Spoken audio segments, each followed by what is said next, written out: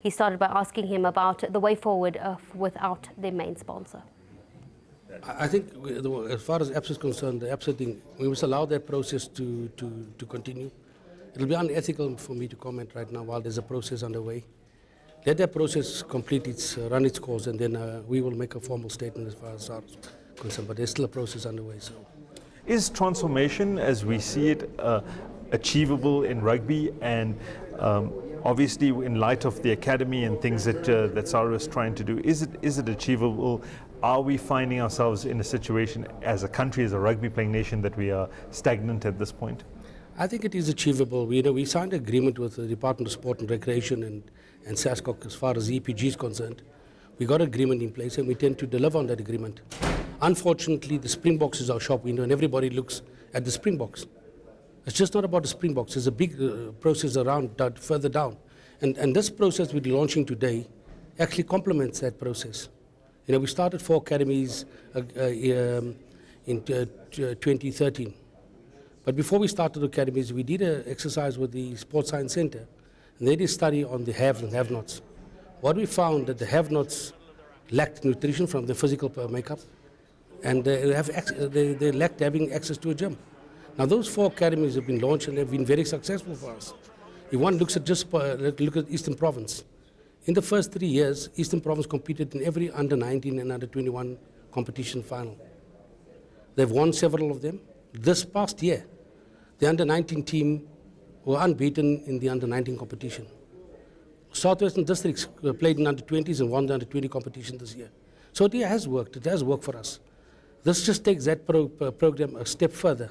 That provided the youngsters access to nutrition, access to a gym, and access to biokinetics. In the Eastern Cape, kids have a flair for rugby. You don't have to teach them rugby. They know rugby. That is just to give them a little push. Most of the kids, as we know, go to school without having a decent meal. And over time, that builds up. When you get to the under-20s, because you look at the Craven Weeks, the boys are playing in the Craven Weeks. They're scoring tries. Is that step up? That's why we did that study. Why are they not coming through? When the study was done, it was identified that the physical makeup of the have-nots to the haves, there's a big difference. And that's why we had that intervention. Now, this intervention that we're launching today takes that academy program to another level. Is to create a well-rounded individual by introducing the education component. And that's what we're hoping to achieve. And that's why we're asking corporates to join us. As part of their CSI program, let us develop a group of youngsters coming through that either play professional rugby or have a life after professional rugby. Only a handful of kids you put through a system will come through to the top. As you know, there's only so many teams. But I think this initiative is a great initiative. It gives corporates an opportunity to see what they're investing in, and you can track the kids throughout the system. That's a good part of this what we're launching today. Given the situation of transformation, it's a hotly debated topic within the country. It's often on the newspapers and in the press. When do you foresee an academy like this sort of pushing through the kind of numbers that, like you said, at the top, you look at the window and the window isn't necessarily representative of that demographic? Such academies, when do you foresee, if you had to put a time limit on it, when do we see the side that we would essentially want to see, or the vast majority would like to see? If one looks at when we launched in 2013, 50 of those boys that were in the program have come through to professional rugby already, playing in their provinces. But again, they're very young. Those boys will come through in the next couple of years. We got a legal agreement with the Minister of Sport, where we signed a contract to say we will deliver a particular figure and meet the EPG balance scorecard targets, and we committed to that. We know we've committed to that. It's almost like we signed an agreement and all of a sudden the goalposts have moved. We're still committed to deliver it. In order for us to survive in South African rugby or survive and compete with any other code of sport, we have to target the majority of the people in the country. And that is our main objective. We've got to do that. That's why we launched these academies 3 years ago. And we didn't identify it today. We identified it 3 years ago. Yesterday, obviously, over the weekend, rather, the sports minister had the annual sports awards, and one of the things he commented about to ANN7 was that he foresees in the next 4 years that a side will be, our national side will look the part. Is that something that's kind of too being too ambitious right now, or do you foresee something? Foresee that happening in the near future? Look, we are ambitious. We set ourselves a target to have by 2019, 50% of the team will be black. We're going to work towards it. That's why we're launching these things. We need a little bit of assistance. We can't do it on our own. We just can't do it on our own. We need corporate South Africa to support us. This is an independent structure. It has an independent set of board of directors. The money will be well spent. It will be audited. Companies can get their necessary VE credits from it. It's part of their CSI programs. It's a good initiative. At least at the end of the day, forget about rugby. At the end of the day, we have a well-rounded individual coming out of this process. Does it look or bode not so great if companies like Absence and obviously sponsors pull out with regards to things like that? How do you weigh that up against obviously getting the agenda of the national sports plan into place? It is actually very, if they do pull out, it's actually very disappointing because we need corporate South Africa to back us. If you're serious about transformation and serious about empowering black people of this country, then you must be part of the game. You can't play the game. You can't be part of the game if you're not part of the delivery of the thing. And that's why we're appealing today. We have a relationship with ABSA that goes back more than 29 years. And we certainly hope we can continue that relationship. But be with us, work with us through this, and let's get the kids through the system.